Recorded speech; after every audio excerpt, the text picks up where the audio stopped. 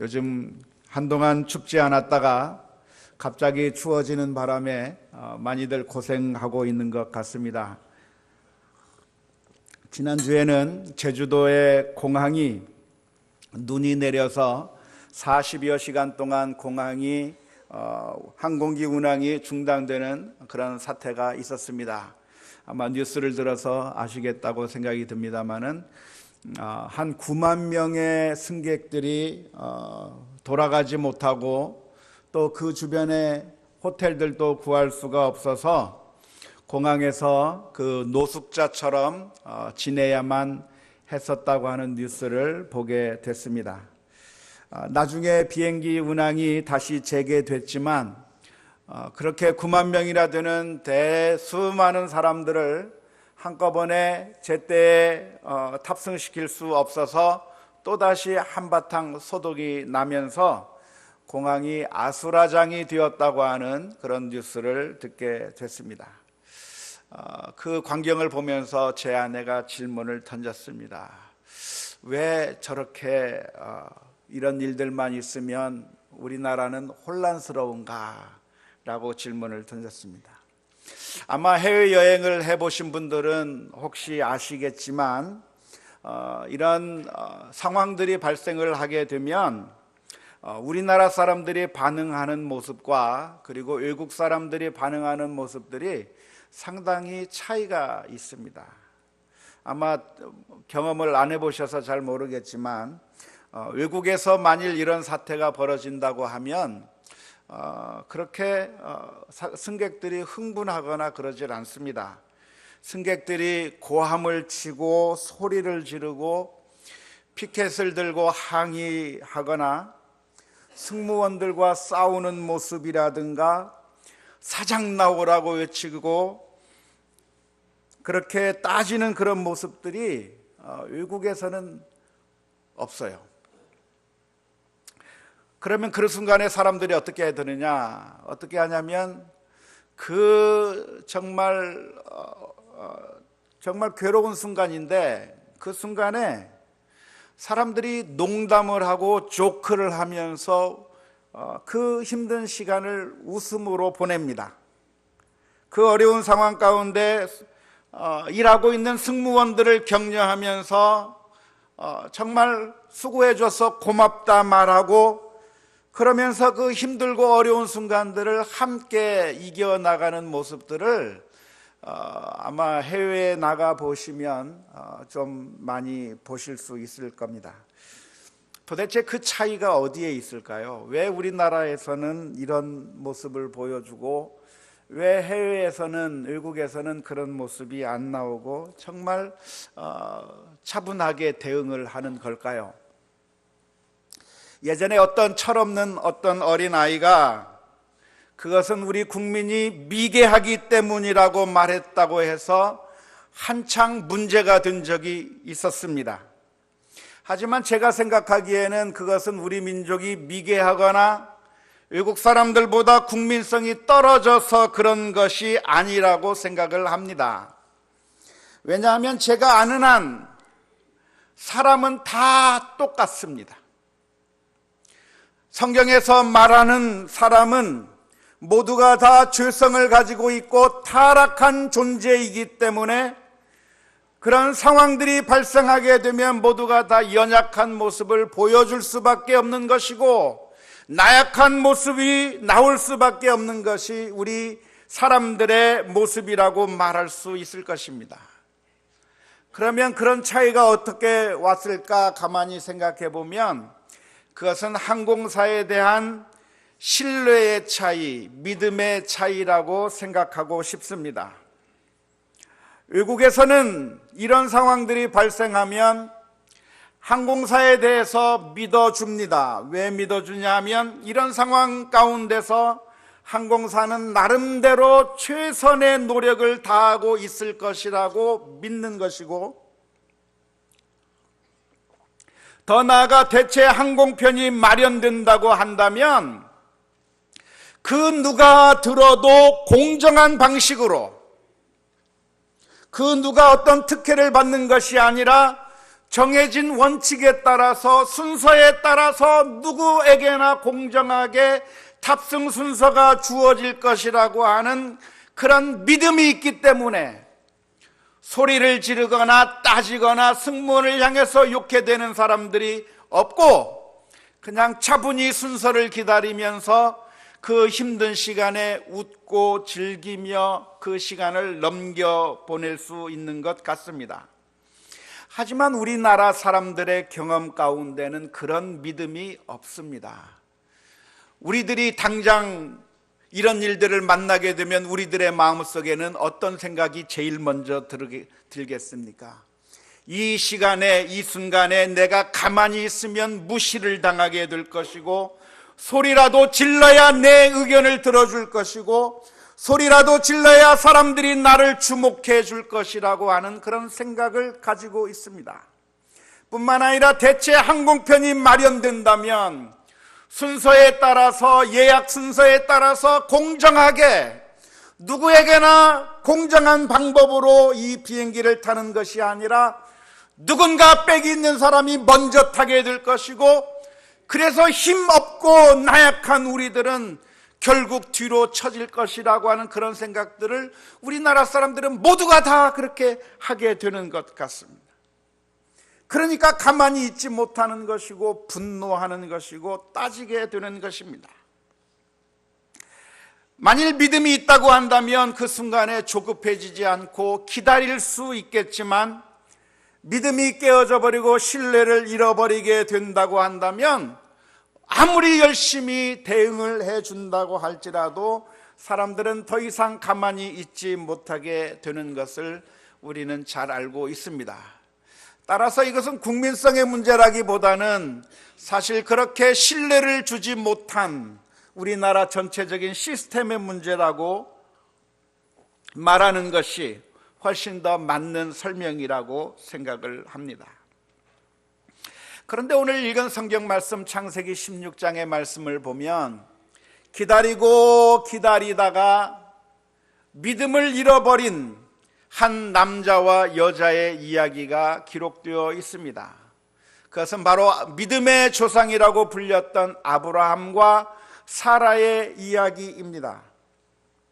하나님께서 아브라함과 사라에게 아들을 주겠다고 약속을 해 주셨는데, 그 약속을 따라서 믿고 기다리고 기다렸지만 아무리 세월이 흘러도 아들이 생기지 않게 되자 더 이상 기다릴 수 없어서, 그 말은 바꾸어 말하면 무슨 말입니까? 더 이상 하나님의 약속을 믿을 수 없었고, 더 이상 하나님을 믿을 수 없었다고 하는 것입니다. 하나님을 믿을 수 없었던 그 아브라함과 사라는 이 세상의 방법, 비신앙적인 방법을 동원하는 모습이 오늘 성경 말씀에 기록되어 있습니다. 아브라함과 사라는 결혼한 지 오랜 세월이 지났지만 아들 한 명 없었습니다. 자녀 한 명 없었습니다. 자녀가 없다고 하는 것은 좀 아쉽기는 하지만 오늘날에는 그게 큰 문제가 되는 것은 아니라고 생각을 합니다. 예전에는 대를 잇는 것이 정말 중요했지만 요즘에는 딸만 있어도 아무 문제 없는 것이고, 아니 자녀가 전혀 없다고 해서 그것이 크게 문제되지 않는 사회에 우리가 살아가고 있습니다. 하지만 이 당시에는 자녀를 낳지 못한다고 하는 것은 정말 불행한 것이라고 말할 수 있습니다. 자녀를 왜 낳지 못하는가? 그것은 하나님의 저주를 받아서 낳지 못하는 것이요, 그렇기 때문에 이 자녀가 없이 이 부부만 산다고 하는 것은 그 당시에는 정말 불행한 일로 여겨졌던 시대가 바로 아브라함과 사라의 시대였다고 말할 수 있습니다. 그런데 하나님께서는 그 아브라함과 하와를 향해서 약속을 해 주셨던 것을 우리가 기억합니다. 그들이 갈대아 우르 지방에 살고 있을 때 하나님께서는 아브라함을 그 지역에서부터 가나안 땅으로 인도하시면서 아브라함에게 아주 좋은 약속을 해 주셨습니다.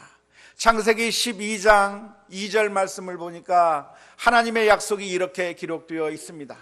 내가 너로 큰 민족을 이루고 내게 복을 주어 내 이름을 창대하게 하리니 너는 복이 될지라. 하나님께서 아브라함을 향해서 그를 불러주시면서 내가 너로 하여금 큰 민족을 이루게 해주시겠다고 하나님께서 약속하신 겁니다. 그러니까 아브라함에게 자녀가 있을 뿐만 아니라 그 자녀를 통해서 또 다른 자손을 낳게 되고 또 자손을 낳게 되고 어마어마한 큰 민족을 이루게 해주시겠다고 하나님께서 약속해 주신 것이 창세기 12장의 말씀 가운데 기록되어 있습니다. 문제는 하나님께서 약속은 해주셨는데 아들 한 명 없다는 것이 문제입니다. 하나님께서 약속해 주셨던 그때가 아브라함이 몇 살 때냐면 75세였습니다.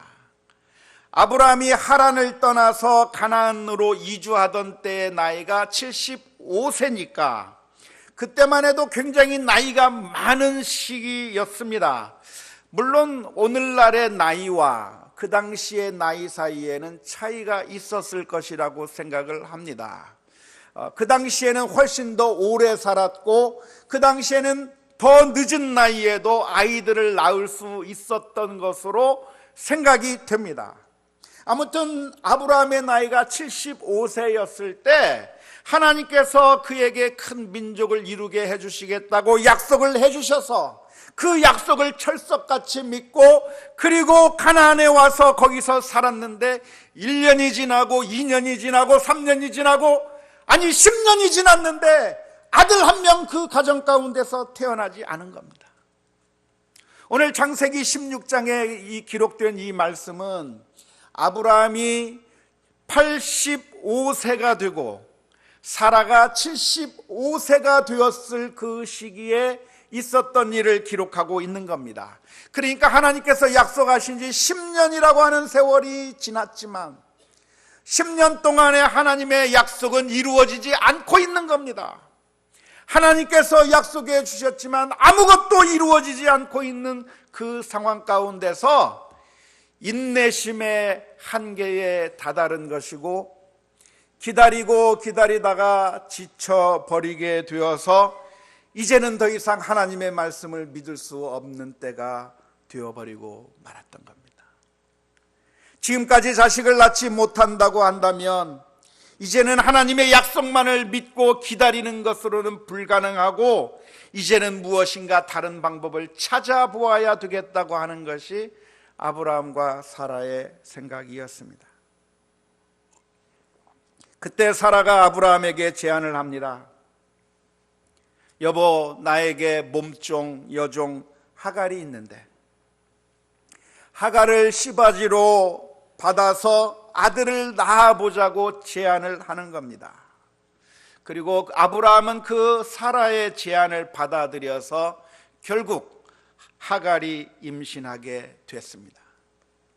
오늘날 우리가 이 성경 말씀을 읽는다고 하면 참 기가 막힐 노릇입니다. 어떻게 아이를 낳지 못한다고 해서 씨바지를 댈 수가 있겠는가? 우리로서는 이해하지 못할 것이고 그러한 제안을 다른 사람이 아닌 시어머니가 하는 제안이 아니라 부인인 사라가 했다고 하는 것 자체를 우리가 상상할 수가 없습니다. 하지만 우리가 당시의 문화를 우리가 이해한다고 하면 어느 정도 이해할 수 있을 것입니다. 사실 우리나라만 해도 조선시대에 그리고 외정시대 아니 해방이 된 이후에도 우리나라에서 아들이 없으면 씨바지를 통해서나 아니면 첩을 통해서 자손을 이으려고 했던 적이 너무나도 많이 있었던 것을 우리가 참 잘 압니다. 그런데 성경 시대에도 역시 그랬습니다. 아브라함과 하와의 이 사라의 시대에도 그리고 야곱의 시대에도 그랬습니다. 우리가 잘 아는 것처럼 야곱에게는 레아와 라헬이라고 하는 아내가 있었을 뿐만 아니라 이들이 아이를 낳다가 더 이상 아이를 낳지 못하게 되자 각각 빌하와 실바라고 하는 두 여종을 야곱에게 주어서 그래서 4명의 아들을 낳았다고 하는 이야기가 창세기에 기록되어 있습니다. 그러니까 이 당시의 문화라고 하는 것은 오늘날 우리가 잘 이해하지는 못하겠지만 몸종을 통해서, 여종을 통해서 그래서 대를 이으려고 하는 그런 시도들이 아주 자연스럽게 많이 있었다고 하는 것을 우리가 잘 알 수 있습니다.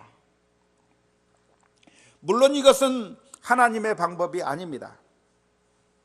오늘날 미국에 어떤 사이비 교파가 있는데요, 그 사이비 교파에서는 주장하기를 성경에서는 일부 다처 제도를 실시했기 때문에 하나님께서 허용하신 제도가 일부 다처 제도이고 오늘날에도 일부 다처를 실행해야 된다고 주장하는 그런 사이비 교파가 있다고 하는 이야기를 들은 적이 있습니다. 아니, 몰몬교만 해도 그렇지 않습니까? 한 남자의 여러 명의 아내를 두는 것이 괜찮다고 생각하는 몰몬교도 있고 이슬람교도 있습니다. 하지만 성경적인 가르침이 있다고 한다면 성경적인 가르침은 분명합니다.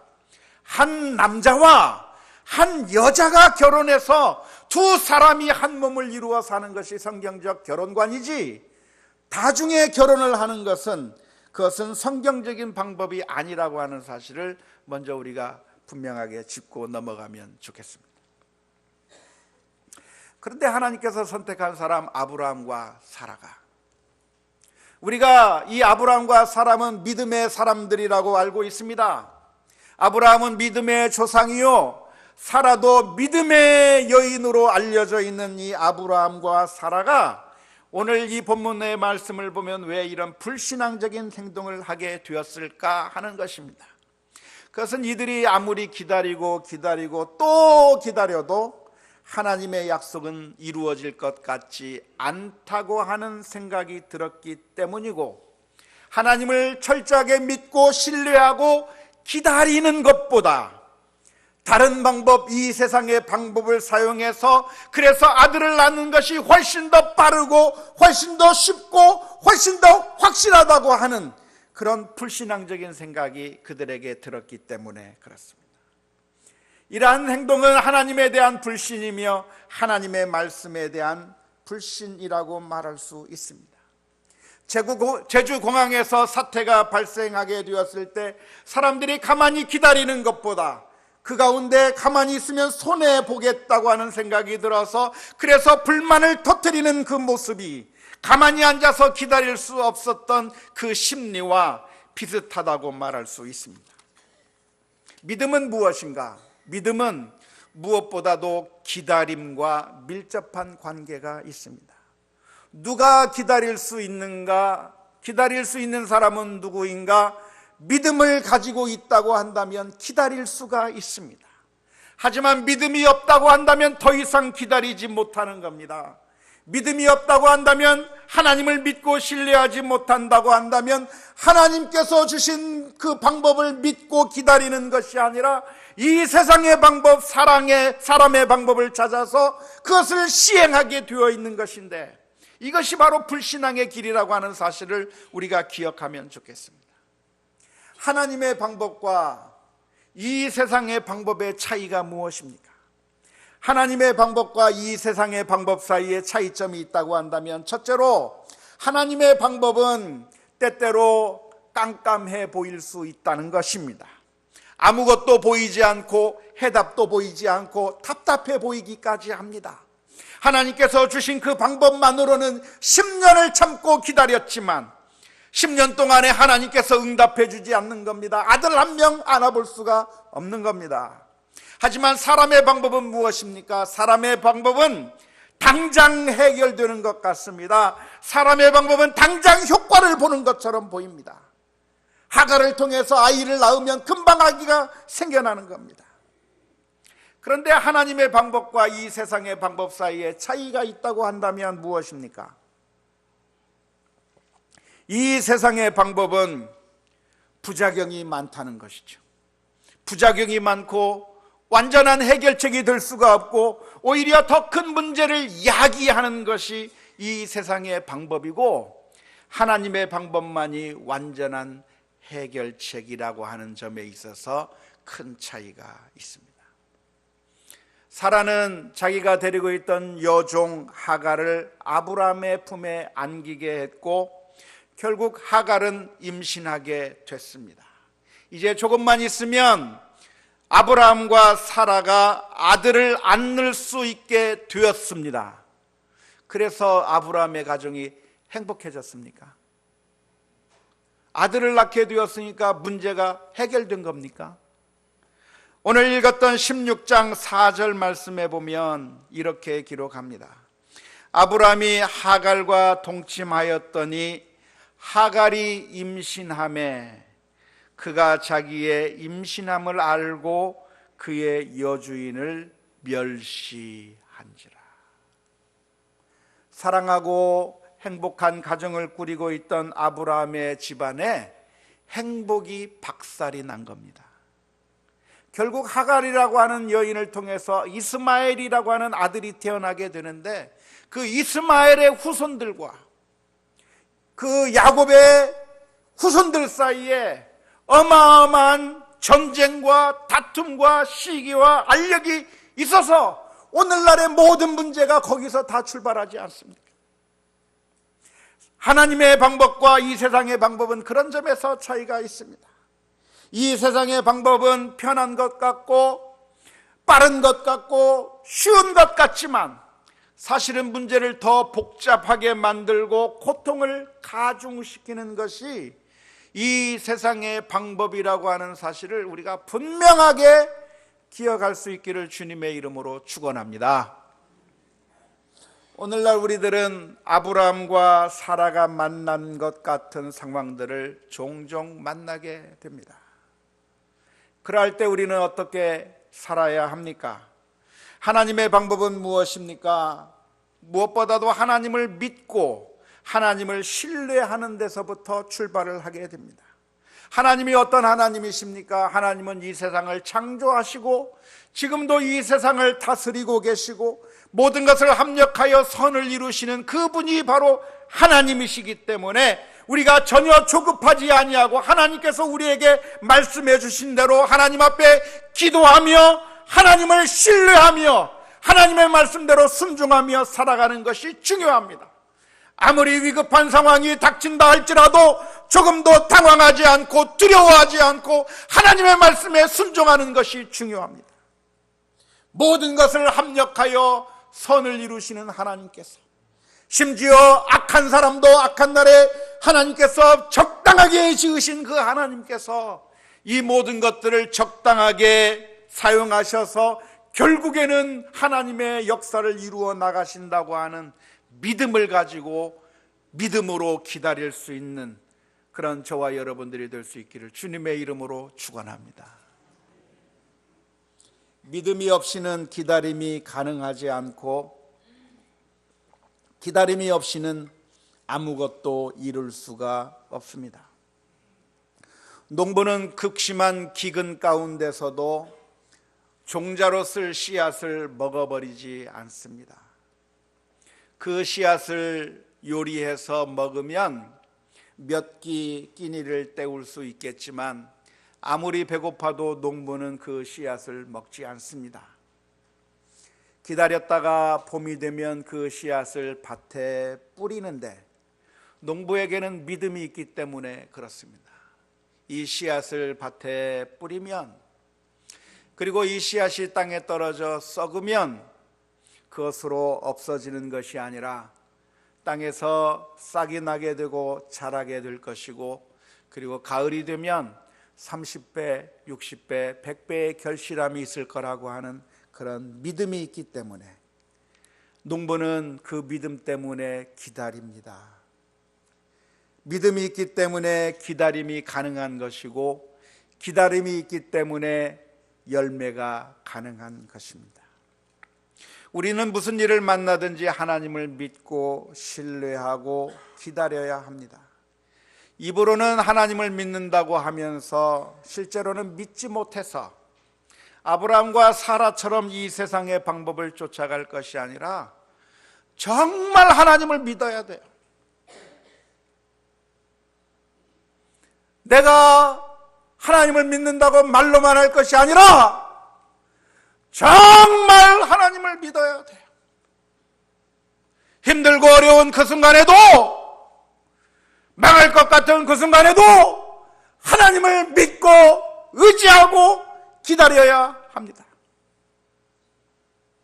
홍해바다 앞에 서 있던 이스라엘 민족을 향해서 주신 하나님의 명령이 무엇입니까? 출애굽기 14장 13절의 말씀에 모세가 백성에게 이르되 너희는 두려워하지 말고 가만히 서서 여호와께서 오늘 너희를 위하여 행하시는 구원을 보라. 너희가 오늘 본 애굽 사람을 영원히 다시 보지 못하리라, 그렇게 말씀해 주었습니다. 시편 46편 10절의 말씀에서도 이르시기를 너희는 가만히 있어 내가 하나님됨을 알지어다. 내가 문나라 중에서 높임을 받으리라. 내가 세계 중에서 높임을 받으리라 하시도다 그랬습니다. 오해하지 마십시오. 가만히 있으라고 하는 그 말씀은 아무것도 안 해도 된다고 하는 말씀이 아닙니다. 병이 걸렸다고 해서 병이 걸렸는데 약도 먹지 말고 치료도 받지 말고 수술도 받지 말고 그냥 하나님이 해줄 거니까 아무것도 하지 말라고 하는 그런 의미가 아닙니다. 경제적으로 힘들고 어려운데 하나님께서 알아서 해줄 거니까 일도 안 하고 그냥 기도만 하고 있어도 괜찮다고 말씀하는 것이 아닙니다.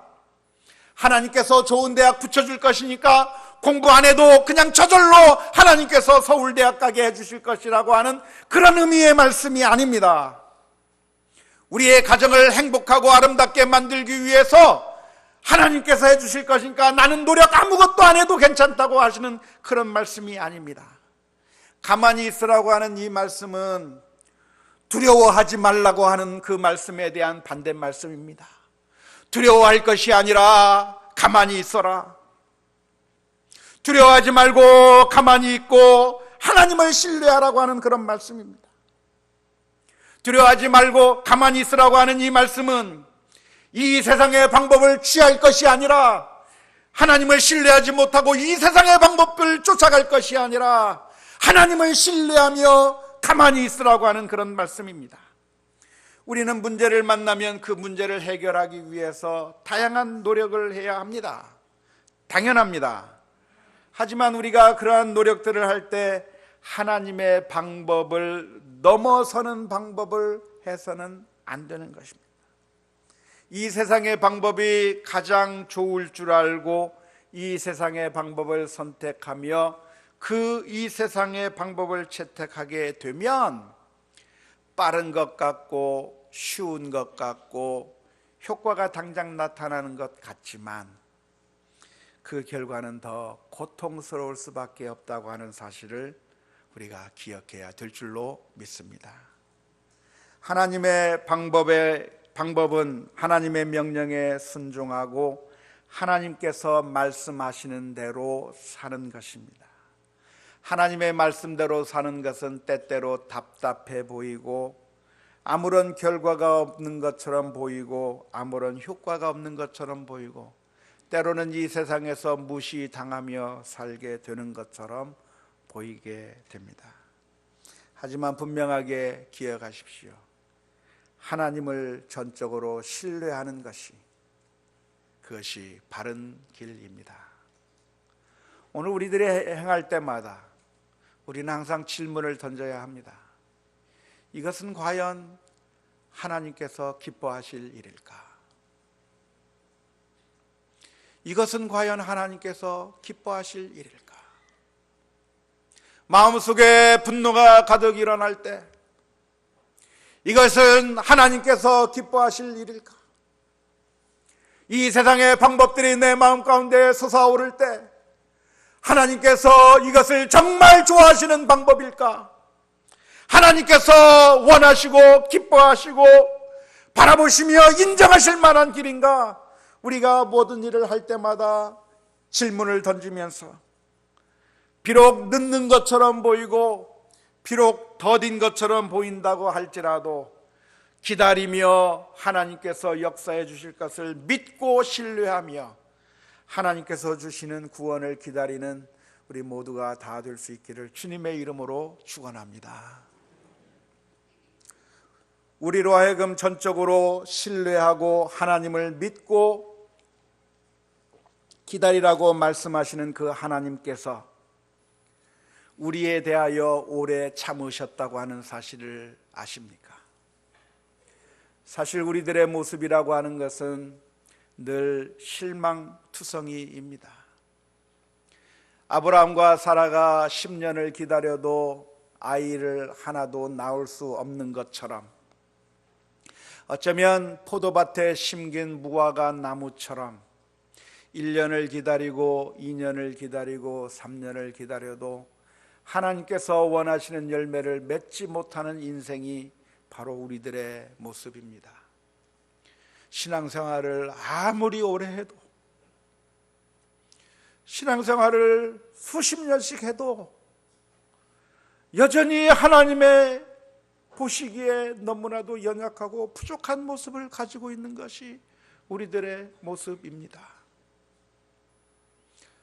그 모습을 보시고 하나님께서 실망하셔서 우리를 처벌하고 심판해 버리신 것이 아니라 또 기다리고 또 기다리시며 우리를 하나님의 자녀로 삼아 주시기 위해 그 아들을 십자가에 내어 주시기까지 하신 하나님의 놀라운 사랑을 저와 여러분들이 받았습니다.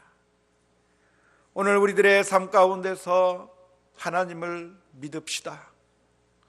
하나님을 바라보고 하나님의 은혜를 생각하며 오늘 또 주께서 주신 은혜를 기억하며 하나님 앞에 온전히 나아가는 우리 모두가 다 될 수 있기를 주님의 이름으로 축원합니다. 우리 함께